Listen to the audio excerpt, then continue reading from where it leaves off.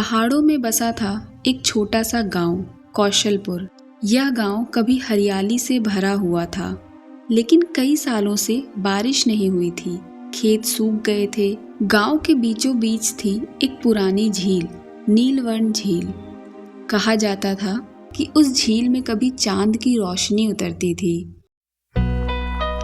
इस गांव में रहती थी सिया, एक 18 साल की लड़की जो अपनी दादी कमला देवी के साथ रहती थी।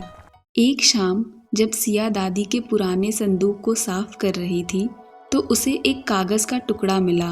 उस पर लिखा हुआ था, जब धरती सूख जाए और दिलों में स्वार्थ बढ़ जाए, तब सच्चे दिल की पुकार से नीलवर्ण झील फिर जाग उठेगी। उसने ये बात तुरंत अपने दोस्तों को बताई, अर्जुन और मायरा को। सिया, ये तो बस कोई पुरानी कहानी होगी।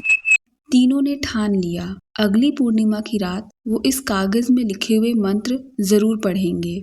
सिया, अर्जुन और मायरा हाथों में दीप लिए झील के सूखे किनारे की ओर बढ़े। झील अब गहरी खाई जैसी लग रही थी, लेकिन सिया को कोई डर नहीं था।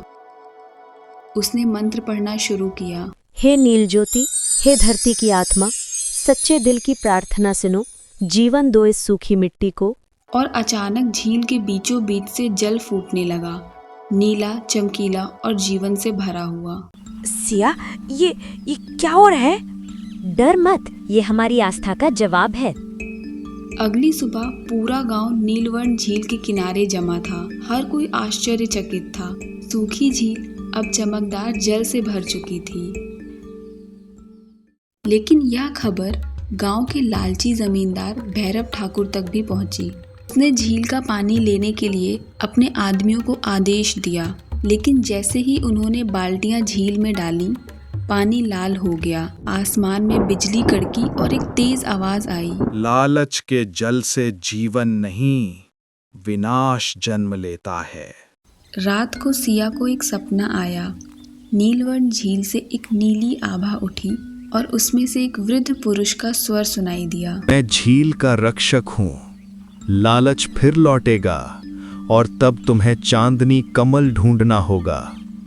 जैसे ही सिया झील के बीच पहुंची, पानी अचानक शांत हो गया। कमल उसके सामने था।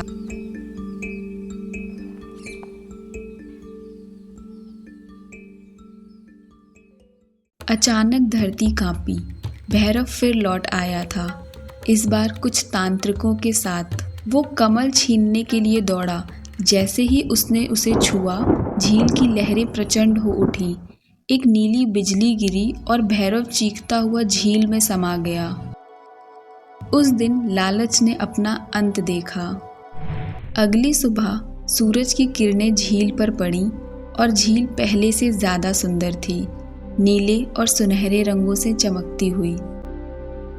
लोग हर पूर्णिमा को झील के किनारे दीप जलाते और बच्चों को सिखाते, निस्वार्थता सबसे बड़ा जादू है।